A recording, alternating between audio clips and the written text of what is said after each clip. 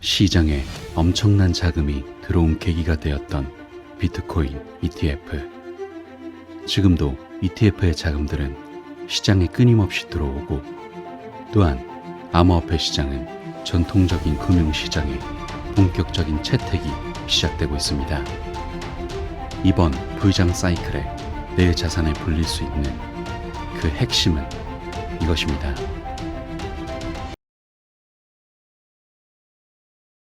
안녕하세요, 크립토피아입니다. 금일 브리핑 시작해 볼게요. 먼저 비트코인의 흐름부터 체크해 보려고 하는데, 일단 각 자산 운용사들의 ETF 상황을 살펴보면 현재 1경원 이상의 어마어마한 자금을 굴리는 세계 최대 자산 운용사 블랙록의 비트코인 현물 ETF의 비트코인 보유량이 25만 개를 돌파했거든요. 출시 11주 만에 약 177억 달러의 자산을 달성한 거죠. 최근 공시에 따르면 26일 24만 5,951 BTC를 축적한 상태였고, 28일 3억 2,380만 달러가 수익 유입되며 25만 BTC 기록을 돌파했어요. 더불어 피델리티의 ETF 상품은 14만 3천 BTC를 보유하며 블랙록에 이어 자산 운용액 100억 달러를 넘은 반면, 폐쇄형 펀드에서 ETF로 전환한 그레이스케일의 ETF는 비트코인 보유 자산이 61만 9천 BTC에서 34만 BTC로 감소했죠. 여기서 관련 통계에 따르면 지난주 8억 9천만 달러의 순 유출을 경험했던 비트코인 현물 ETF 시장은 이번 주 순 유입세로 전환했는데, 27일에는 종합 2억 4,340만 달러의 자금을 유치하며 유입세를 이끌었어요. 그 외에도 아크인베스트의 ETF는 2억 700만 달러가 유입되면서 자체 최고 일간 유입 기록을 세우기도 했죠. 또한 그레이스케일의 GBTC는 계속해서 상당한 유출세를 이어가고 있는데, 2억 1,980만 달러가 빠져나가면서 누적 147억 달러의 자금 유출을 기록했고, 나머지 비트코인 현물 ETF는 각각 600만 달러 미만의 유입액을 기록하며 순 유입액은 119억 달러 상당을 기록하고 있는데, 종합적으로 보면 현재 비트코인 현물 ETF의 누적 거래량은 1,780억 달러 상당이고, 이 중 특히 블랙록의 ETF 상품이 선두를 달리며 시장을 견인하면서 계속해서 상승세를 부추기고 있는 상황이에요. 그리고 여기에 더불어 블랙록의 CEO인 레리 핑크가 최근 언론 매체에 나와 비트코인에 대해 매우 낙관적이라고 말한 것 또한 체크해 볼 만하거든요. 사실 예전에 레리 핑크는 비트코인이 돈 세탁 지표라고 하면서 크게 비난했었는데, 이제는 자산과 증권의 토큰화, 즉 비트코인을 더 많이 만들 수 있다면 금융의 혁명을 일으킬 수 있다고 믿는다고 말함과 동시에, 지금 블랙록의 현물 비트코인 ETF가 전례 없는 성장을 경험하고 있고 역대 가장 빠르게 성장하는 ETF가 되었다고 밝혔어요. 그러면서 비트코인의 장기적인 생존 가능성에 대해 매우 낙관적으로 보고 있다는 점을 어필하며 더 많은 유동성과 투명성을 갖춘 시장을 만들고 있다며, 우리도 ETF를 제출하기 전에는 이런 엄청난 수요가 있을지 몰랐다는 의견까지 말했죠. 여기서 이러한 발언 자체가 전통적인 금융시장 핵심 인사의 비트코인에 대한 생각을 엿볼 수 있는 드문 사례이기도 하고, 또한 현재 비트코인을 합법적인 투자 기회로 인정하고 제도적으로 채택하는 시장의 추세와 일치하기 때문에 현 시점 비트코인을 비롯한 코인 시장의 자체적인 전망에 대해서 긍정적으로 체크해 볼 수 있고요. 더불어 미국 최대 거래소인 코인베이스의 BTC 공급량 또한 올해 들어 꾸준히 감소하고 있는 것으로 나타났거든요. 최근 30만 4천 BTC로 정점을 찍었는데, 이 수치는 2018년 이후 코인베이스에서 관찰된 최저 BTC 공급량으로 거래소 비트코인의 가용성이 감소하고 있음을 보여주고 있어요. 특히 코인베이스와 같은 주요 거래소에서 이러한 공급량 감소는 주목할 만한 현상으로서 거래와 구매에 사용할 수 있는 비트코인이 줄어들고 있다는 신호이죠. 여기서 수요와 공급의 기본 경제 원리에 따라 공급이 제한되면 가격 상승에 선행하는 경우가 많기 때문에, 주요 거래소의 공급량이 적다는 것은 구매자가 이용할 수 있는 비트코인의 수가 적다는 것을 의미하고, 또한 매도보다는 보유를 선호하는 시장 심리를 반영하는 것으로 투자자들이 향후 가격 변동에 대해 낙관적이라는 것을 의미하고 있기에, 결과적으로 코인베이스의 공급 감소로 인해 구매자 간의 경쟁이 치열해져 가격이 상승할 수 있다는 잠재적 상승의 발판을 마련할 수 있어서,